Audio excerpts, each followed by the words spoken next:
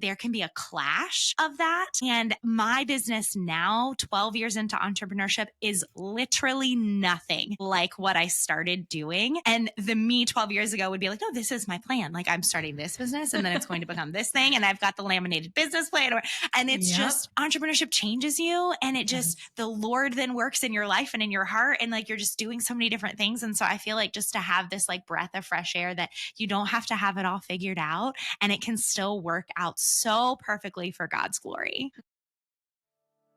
Welcome to the Entrepreneur's Blueprint. I'm Courtney Cook, founder of Monarch COO, where I help mission-driven entrepreneurs grow their businesses. Each week, I sit down with inspiring entrepreneurs to explore the stories behind their successes and challenges. Whether you're just dreaming of starting a business or already building one, this podcast is here to show you that entrepreneurship is more attainable than it might seem, with insights for every stage of the journey. Let's dive into today's conversation and see what it takes to build a business. Today's guest is Kat Schmoyer, founder of the KS Agency, host of Think Like an Integrator podcast, and a powerhouse integrator for creative entrepreneurs and course creators. Kat and her team specialize in helping visionaries bring their digital product dreams to life through strategic planning, launch management, and back-end business support. She's passionate about the magic that happens when visionaries and integrators work in sync, and she brings a unique blend of strategy, systems, and heart to everything that she does. Welcome to the podcast, Kat. Thank you so much, Courtney, for having me. I'm excited that we get to chat a little bit today. I know, it's so fun. I haven't had anybody that's like kind of in my space that like I feel like probably gets me at the core. Yeah. And so I'm pumped to have you on. I'm excited to be like, oh, I feel that so much. So thank you again. Yeah. Can you kick us off by just sharing more about what you do and who you serve, and how long you've been a business owner? Yeah, absolutely. So I have been an entrepreneur for 12 years now, which first of all, that makes me feel very old. I'm still cool. Okay. But it does make me feel very old. And I have definitely enough visionary in me to be that like serial entrepreneur a little bit, like to kind of get an idea and want to jump into said idea. My first business was a wedding planning company. Cool. I definitely felt I planned my own wedding. I can plan other people's weddings. Thankfully, I wasn't bad at it. So that, that became my first kind of jump into entrepreneurship. I was able to leave my 9-to-5 with the wedding planning that we were doing at the time. And it really gave me great, resources in the industry. Like I got to know a lot of people with working with the vendors, working with different couples. And I traveled kind of all over the East Coast, like working with the weddings that I was doing. And then I jumped into hosting a conference for creative small business owners because I realized through wedding planning that so many of us were so good at what we did, but we didn't always know how to make it profitable. And we didn't understand like just a business and what it took to run a business. So my husband was able to leave his 9-to-5 with hosting the conference with me. And we were able to do the conference for a couple of years together. So that was great. And so we kind of joked that like we were going to be 80 years old and like hosting this conference. Which the Lord did have other plans. We don't still host the conference and we're not 80. But 2020 happened and, the world changed. Weddings changed. Hosting an in-person conference changed. I was pivoting a lot. I also started having children. And so that was just, spiritually and emotionally and physically changing our life and like what our family looked like. And I realized through a lot of like heart conversations that some of the things that I was good at, other people weren't good at, which that sounds like so silly, but I feel like as business owners, sometimes we just need to think about like, but wait, what am I good at? Like what makes me different? What can I bring to the table? And through wedding planning and hosting the conference, I had really honed in on my project management skills and on what it took to see a project to fruition and how it, mobilizing different team members and communicating a vision to multiple different people. And that's what led me to integration. I don't know I know, Courtney, you're probably familiar with the term because of your, line of work. But Yep. if those of you guys listening, I highly recommend that you read two books, the book Traction and the book Rocket Fuel. Both of those books talk about the visionary and the integrator mindset as an entrepreneur. And the visionary leads the ship. Like the visionary sets that vision, big ideas. Most entrepreneurs are visionaries. Integrators take that idea and run with it, are Hmm. really good at the details of the idea. And so I realized, well, that's more me than like actually leading the ship. I love like the little details, and I wanted Yep. to own the project and be behind the scenes and very type A with the project plan. So in 2020, I started pivoting into that space.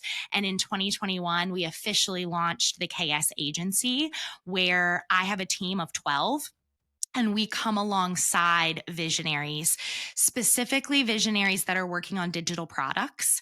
And most of our visionaries don't have big teams. Hmm. So, again, I'm sure some of you guys listening to this can relate to this. Sometimes you just need more humans Yeah. working on the things, and there's not enough time in the day for you and your one VA or your, small team to get it all done. And you need to partner with an agency that has the experience and the dedication to help. And so that's what we started doing in 2021. And that's what we're doing today. Oh, that is awesome. Way to pivot in such a, I'm sure like 2020 had to just feel like a gut Oh, punch. the worst for Like, so many reasons, for so many yeah. people I know. Yeah. Yeah. Yeah. You're like, oh my gosh, what are we going to do? And Yeah. does your husband still help with the business today? He does, but he's actually taken on more of a dad role Oh, because cool. of the ages of our kid. We have Yep. all of their birthdays are actually very soon, so they're all getting ready to be 7, 5, and 3. Okay. So with two of them right now aren't in school full time, Yeah. so that has made. I mean, he's such a great dad and has really Hmm. taken on more of that role with just how the business has grown. Yeah. Good for him. We Yeah, need great dads who are willing to do that and help wherever is needed. So that's yeah, awesome. yeah. So, what was the process of shifting gears? So, you went really from the event and wedding space into more of this online support. What was that process of, okay, did you shut things down over on the other end? Like, what's really tactically, what did you do? Yeah, great question. So because it was 2020 and there were unforeseen, events happening in the world that were shutting things down, Hmm. it in some ways it kind of made it easier. Like I didn't have like a this is how I'm going to pivot. It was just here's a brick wall and there is no way around this brick wall other than to pivot. Yep. We, physically weddings were not happening in the same way that they were happening before. And so that was changing active client contracts that I had. The conference that we were hosting, we physically had to cancel the contract and we had Mm, to move to a virtual conference that year. And that drastically changed what my, scope of work looked like, what the investment was going to look like for those that were attending the conference. Like, so again, it wasn't necessarily a pre-planned exit strategy. It was, I'm being forced to pivot. So we just have to come up with some other ways to make money. yeah. And that's what kind of led me to that very, again, like it sounds so juvenile to like kind of sit down and think about what am I good at? But it's really what I had to do of like, okay, what Yeah. else can I bring to the table? If I can't host an in-person event, maybe some of my other business friends could use some additional help. How could Hmm. I come alongside their businesses and get them to hire me Yeah. essentially? And so I started pitching myself and thinking about the things that I knew that I could do. And praise the Lord, some of them, reached out their hands too. And then that partnerships, those Sweet. partnerships were able to follow through. Yeah. Was going into the corporate world ever an option or something you entertained? It it wasn't. I mean, it was the like, of course, if we have to do that to pay our bills, I will Yeah. absolutely, Yeah. we got to do what we got to do kind of Yeah. thing. My husband had been a teacher Okay. before leaving his job. And so he really didn't want to go back to that world if we could Yeah. avoid that. But again, it was like, thankfully we had bachelor's degrees and he had a master's. And so we had tools in our tool belt to make that a necessary option if we needed it to. But in 2020, I just had our second child. Literally right when the world was shutting down, she was born. Wow. So we were also in this like, well, if I go back to a regular 9 to 5, I have a 3-week old right now, like this is going to be very different. And so is that even realistic physically for me and for her right now? So that changed the scope of our thought process a little bit. Yeah. Yeah. I'm going to get back into your entrepreneurial heart here soon, because it's obvious that it's just like so instilled in you. And I think that's why I'm so intrigued with your story too, of like, oh, she lives and breathes for entrepreneurship. And I love that about you. So was there anything since you've started KS Agency, any like hiccups or challenges that were totally unexpected? So we know COVID hit or happened and you've switched gears, but what about starting from the agency world and starting up your own there? Yeah, a couple of things actually. One, I didn't know anything about running an agency, like literally nothing. So I agree. I feel like that just speaks to some of my like, let me pull up my bootstraps and we're just going to figure it out, which is absolutely like entrepreneurs. We are like that. Like we 100%. have to be like that. And so that part of it didn't necessarily scare me. Like some of the unknowns kind of fuel me and like, okay, let me figure this out. Like that's a wide open world right now. Like how do we want to do this? But when you're thinking about revenue and being the income provider for your family, there's also then like just this tactical, practical part that says, okay, yes, this is fun and new, but we have to make sure that we're paying our bills and we are setting our business up for long-term growth and success. So just an agency in general was very new. I physically read books because I didn't know of people in the industry, to reach out to. So I was doing some research on my own of just the best ways to structure an agency model. So that was new. And then the second thing that I feel like I'll bring up in this question is just hiring team members, because obviously an agency is then reliant on my team growth to then fuel us being able to work with more visionaries. So I need to hire really, really well. And I need to understand that process and understand onboarding and just have a really great team culture that can then sustain growth as we, continue moving forward. Yeah.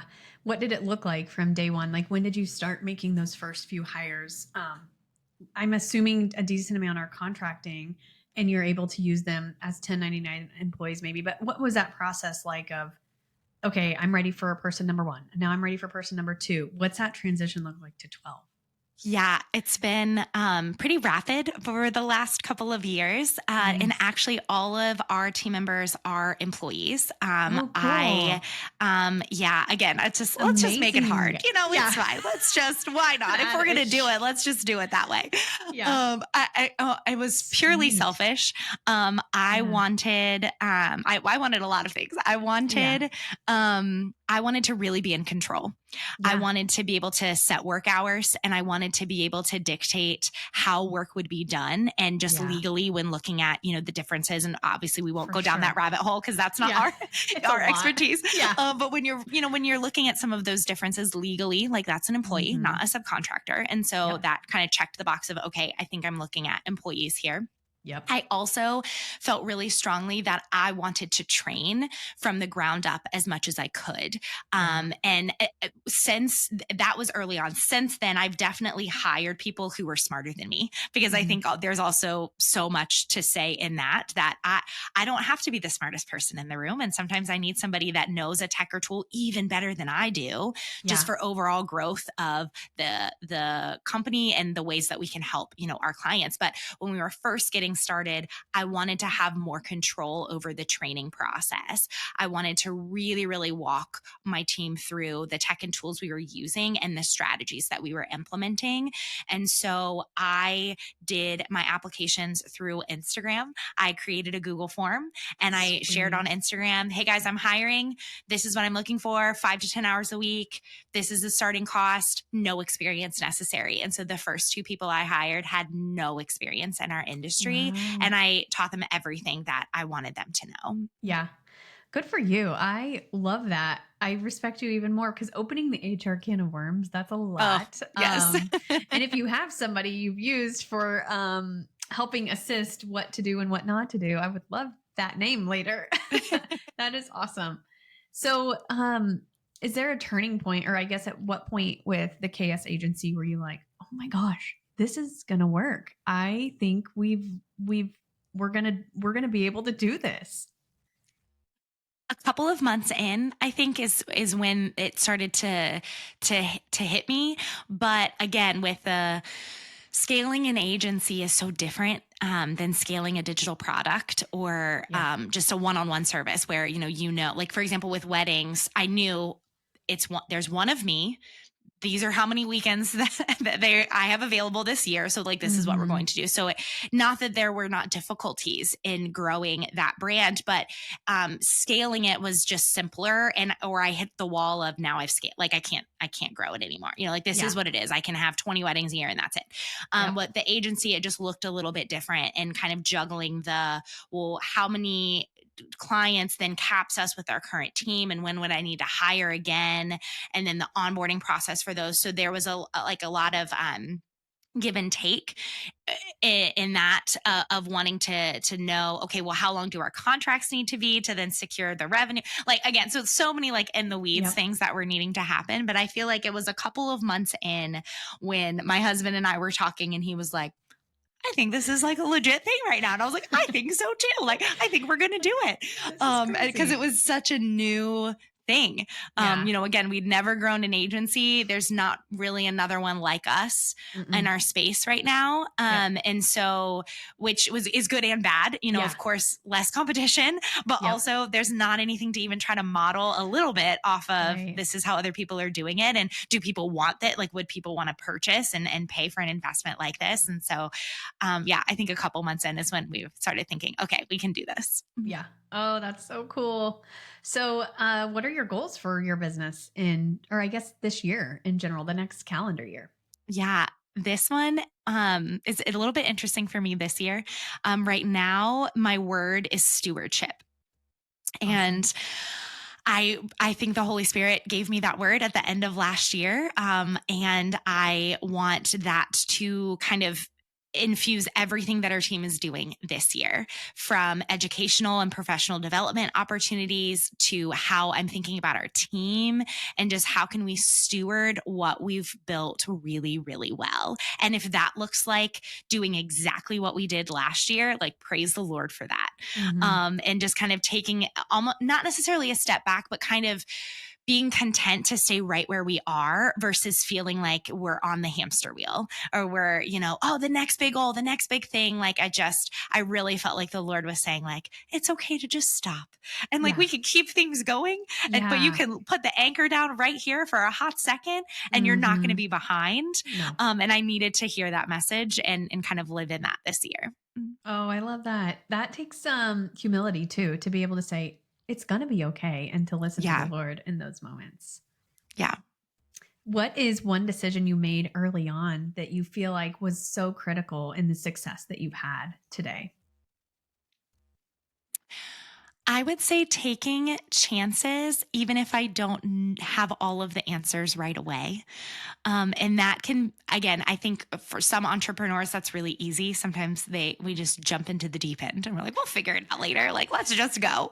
Yeah. Um, but for my type A mentality, I like to know the plan. I like to Mm-hmm. know, okay, I'm aiming for this, so I'm going to do X, Y, and Z to get there.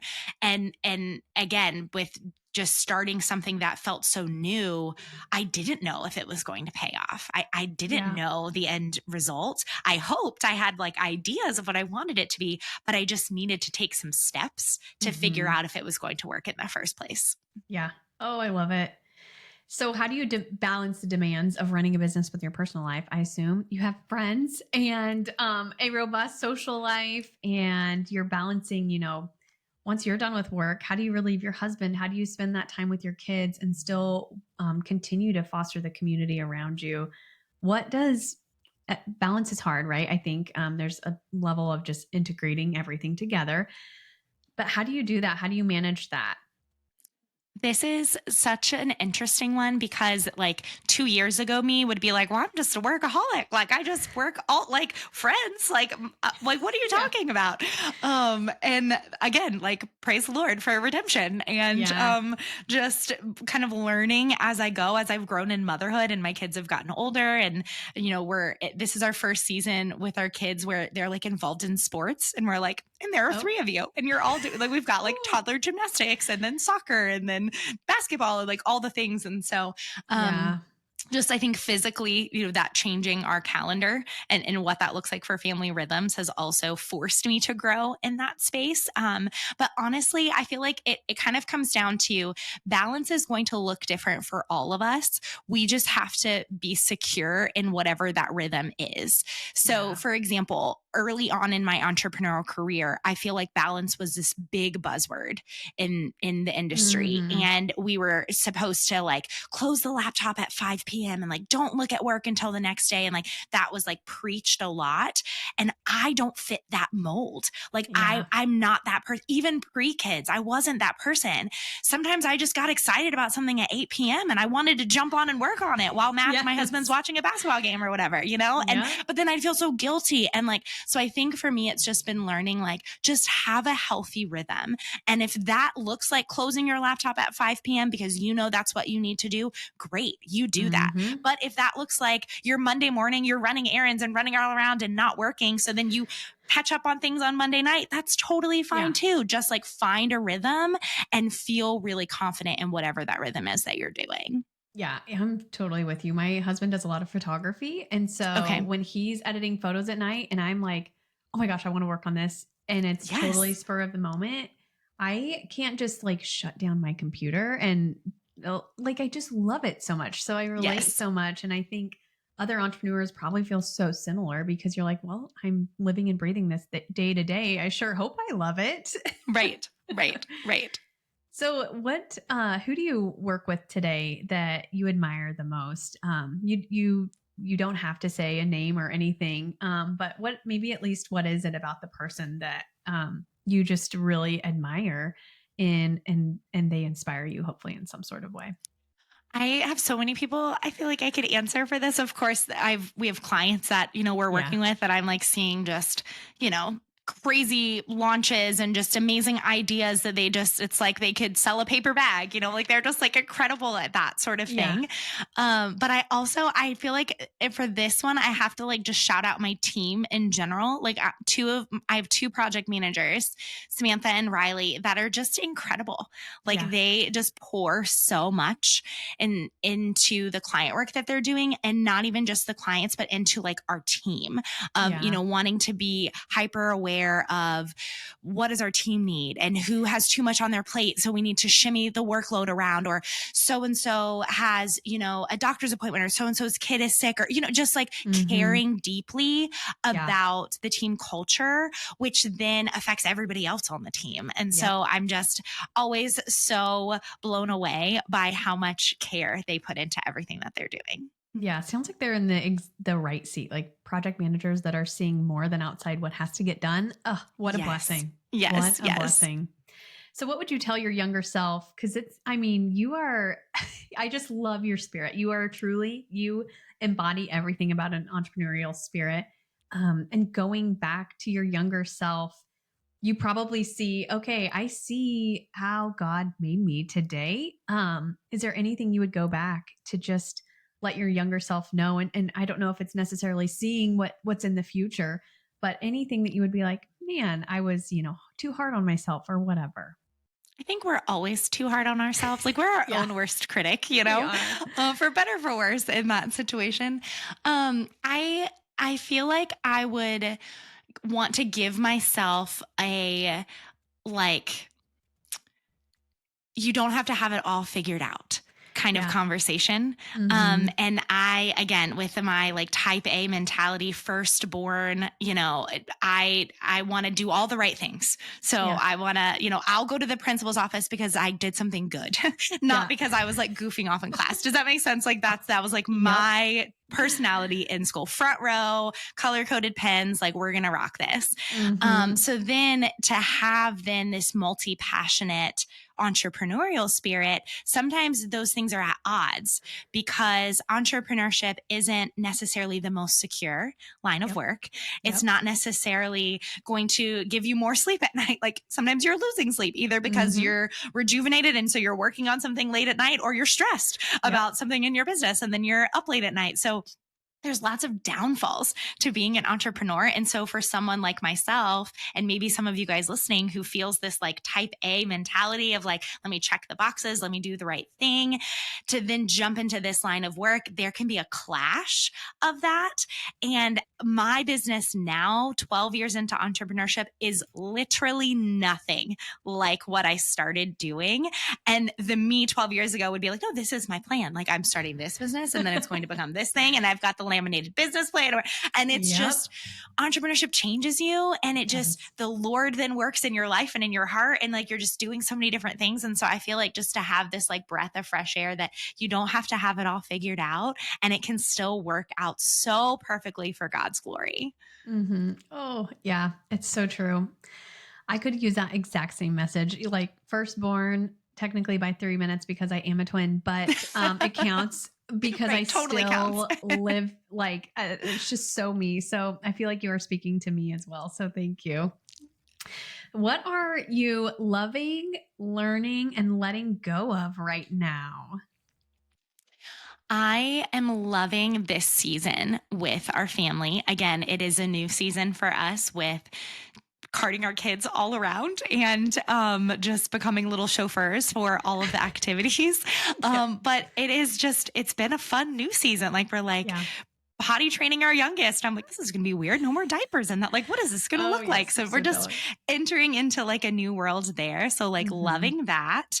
And then learning and leaving, right? Those are my learning L's. And letting go. Yeah. Learning and letting go. Okay. So then learning with this season of stewardship, just learning more about what that looks like to try to sit in contentment, and then stewarding all of the gifts that the Lord has already given me and blessed our business with. Like, let's steward those really well. And so just learning more about what that looks like and how I can continue to do that well. And then I would say, letting go of the potential fears that can hold us back in those seasons. So again, like with my, but what's the next best thing? Or I need to be doing X, Y, and Z to make sure that like we're doing better than we did last year, or, you know, that goal oriented self, just kind of letting go of some of those things and knowing that that's not the end all be all right now. Yeah. Yeah. That's really great to hear.